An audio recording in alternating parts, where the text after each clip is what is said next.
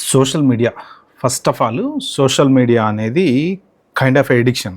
మీరు YouTube shorts తీసుకోండి, Instagram తీసుకోండి, టిక్ టాక్ తీసుకోండి, ఇంక్లూడింగ్ చాట్ జీపీటీ తీసుకోండి, ఏదైనా కానీ ఎడిక్షన్. యూట్యూబ్ వచ్చిన కొత్తలో జనరల్గా ఏంటంటే దాంట్లో కొత్త కొత్త వీడియోలు పెడుతుంటే మనకి తెలియని ప్లేస్లు, మనం వెళ్ళి చూడలేని ప్లేస్లు చూస్తూ ఉంటే అది ఒక మంచి ఇదిగా గ్రో అయింది. At the same time Facebook అనేది వచ్చిన కొత్తలో ఏంటంటే ఎక్కడెక్కడో ఉన్న జనాలని వెళ్ళి మనం కనెక్ట్ అయ్యి సో వాళ్ళతోటి మాట్లాడడము, అలా అదొకటి ఫేస్బుక్ ద్వారా కొన్ని మంచి జరిగినాయి, కొన్ని చెడు జరిగినాయి, ఇలాగ సోషల్ మీడియా కనెక్ట్ అవుతూ వస్తుంది.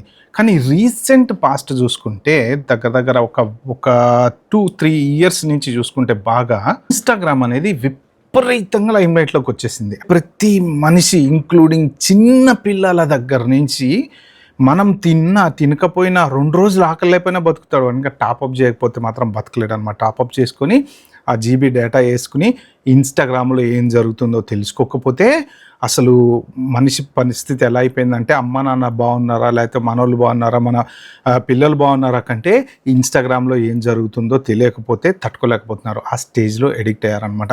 మరి ఇప్పుడు అలాంటి ఇన్స్టాగ్రామ్ ఇండియాలో బ్యాన్ అవుతుందా? బ్యాన్ అవుతుంది అని చెప్పేసి కొన్ని రోజుల నుంచి విపరీతమైన వాదనలు వస్తున్నాయి, విపరీతమైన సోషల్ మీడియా న్యూస్ వస్తున్నాయి. ఒక పక్క కంటెంట్ క్రియేటర్స్ భయపడుతున్నారు, ఇంకొక పక్క కొంత సెక్షన్ ఆఫ్ పీపుల్ ఏమో అయ్యే బ్యాన్ అయితే బాగుండరా బాబు, ఈ దరిద్రం వదులుతుంది అని అనుకుంటున్నారు. సో దాని గురించి పర్టికులర్ వీడియోలో చెప్తా.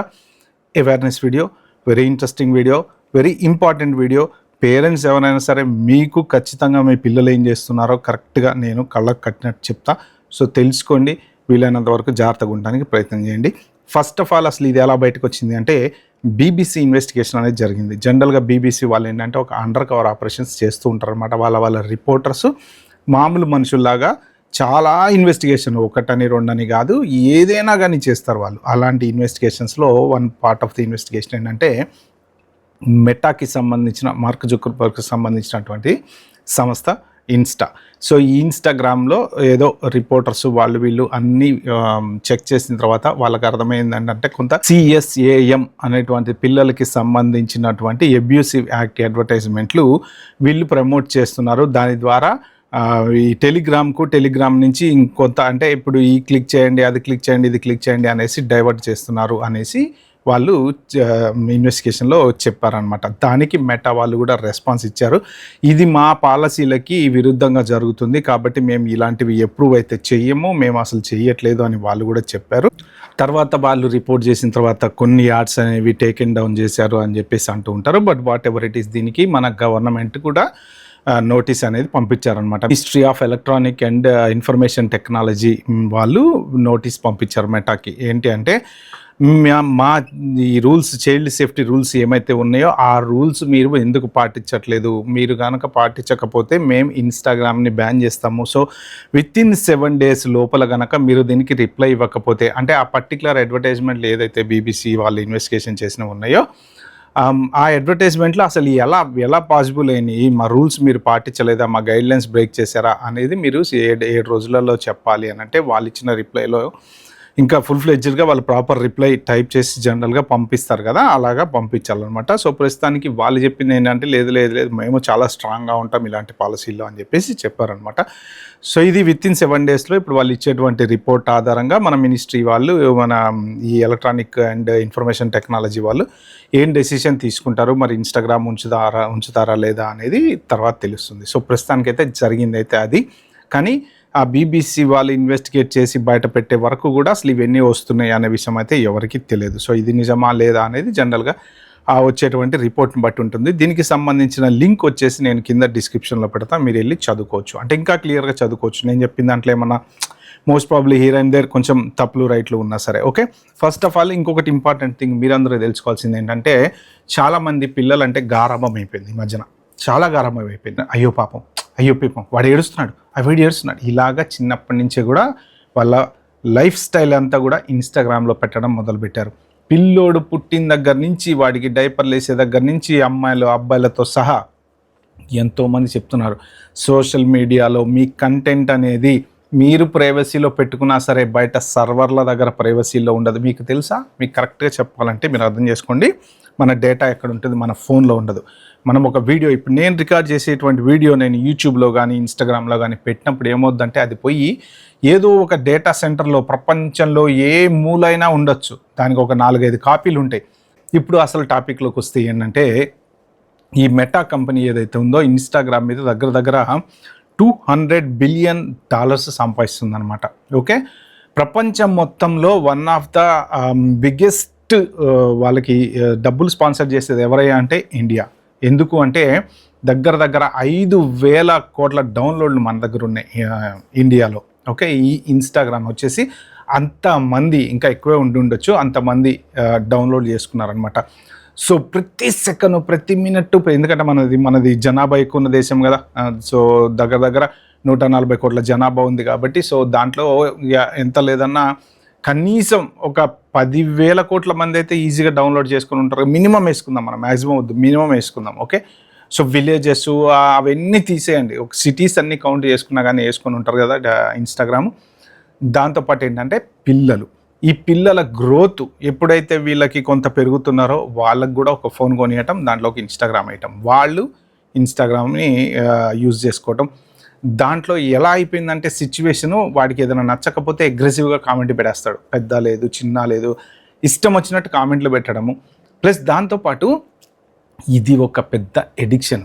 ఓకే, ఎడిక్షన్లలో జనరల్గా చెప్తుంటారు, మందు తాగటము, సిగరెట్ తాగటము, మాదక ద్రవ్యాలు, ఇవన్నీ ఎడిక్షన్స్ అంటూ ఉంటారు కదా.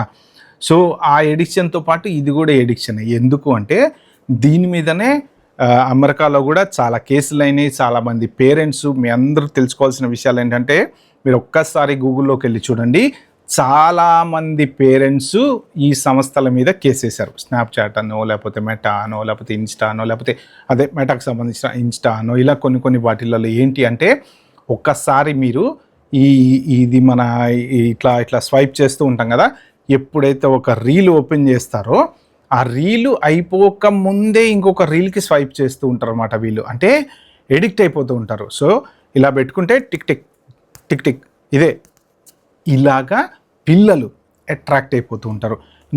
ఫర్ ఎగ్జాంపుల్ నేను ఇన్స్టాగ్రామ్ చూస్తాను, కానీ నేనేం చూస్తా అంటే న్యూసో, లేకపోతే ఇంకేదైనా బీబీసీకి సంబంధించిందో, లేకపోతే ఇంకేదైనా యూఎస్ ఇమిగ్రేషన్కి సంబంధించిందో, లేకపోతే యూఎస్ వార్తలకు సంబంధించిందో నాకు జనరల్ నాలెడ్జ్ కోసం చూస్తాను.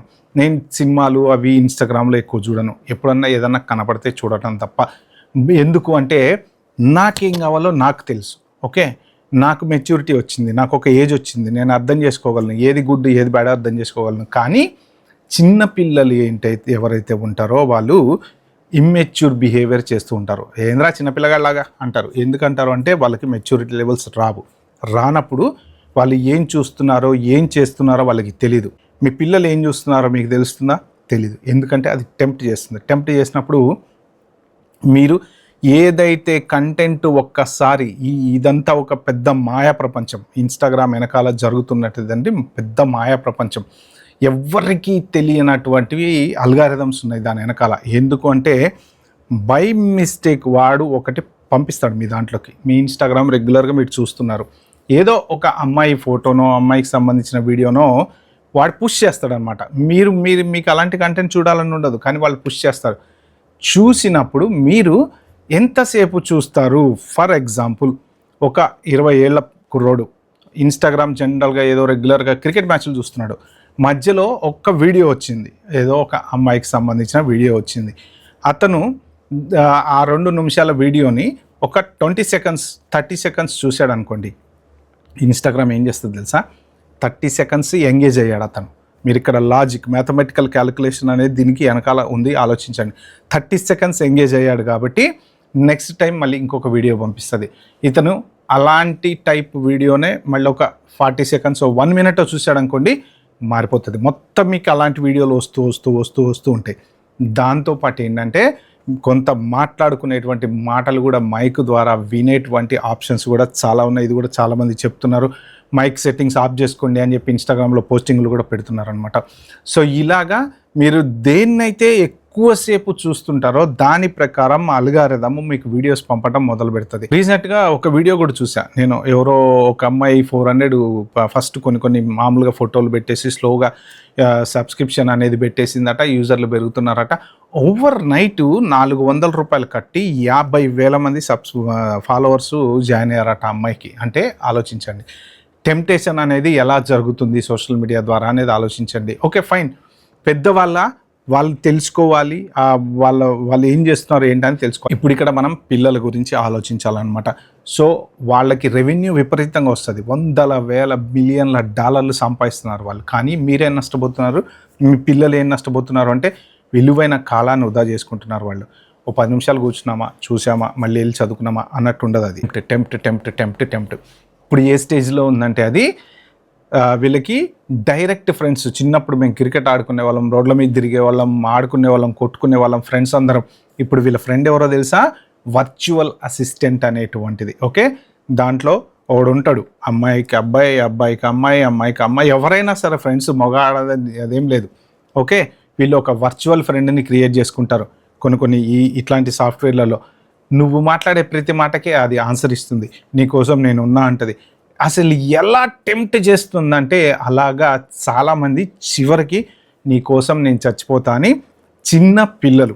రీసెంట్గా నేను ఒక స్టోరీ కూడా విన్నా, వాళ్ళ మదరు కంపెనీస్ మీద కేసేసిందనమాట. So still she is fighting.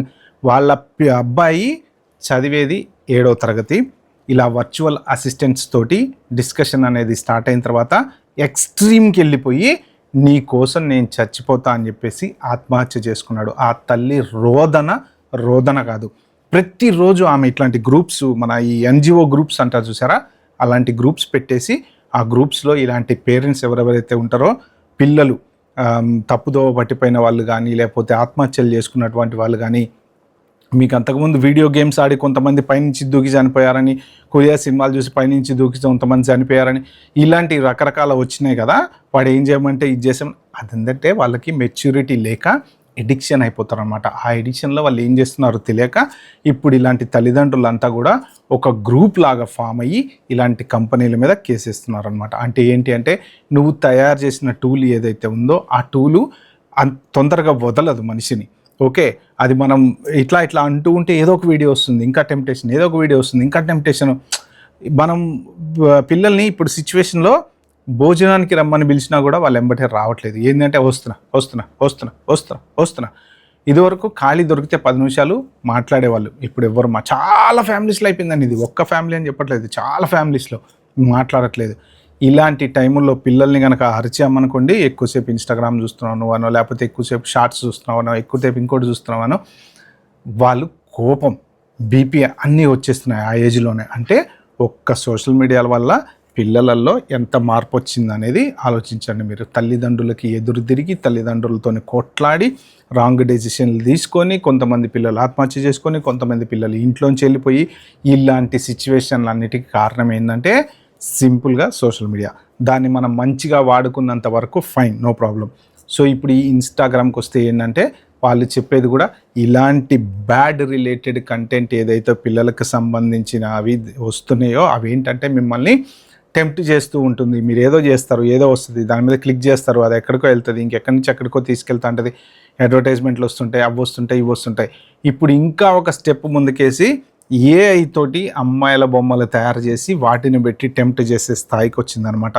So ఇది ఫ్రెండ్స్, నేను ఈ పర్టికులర్ వీడియోలో అవేర్నెస్ కోసం షేర్ చేసుకుందామని. నాకు తెలియదు ఇప్పుడు దాకా, లాస్ట్ దాకా ఎవరు చూస్తుంటారో నాకైతే నమ్మకం లేదు. మోస్ట్ ప్రాబ్లీ ఒకవేళ చూస్తుంటే నిజంగా మీరు కింద కామెంట్లో నేను చూసానైతే మెన్షన్ చేయండి. పిల్లల విషయంలో మాత్రం చాలా జాగ్రత్తగా ఉండండి. చాలామంది టిక్టాక్ ఎలాగైతే బ్యాన్ అయిందో ఇన్స్టాగ్రామ్ కూడా అలాగే బ్యాన్ కావాలని కోరుకుంటున్నారు. ఎందుకు అంటే అది దానికి అలవాటు పడిపోయారు వాళ్ళు. సో దాంట్లోంచి మనుషులతో సంబంధం లేకుండా బిహేవ్ చేస్తున్నారు అనమాట.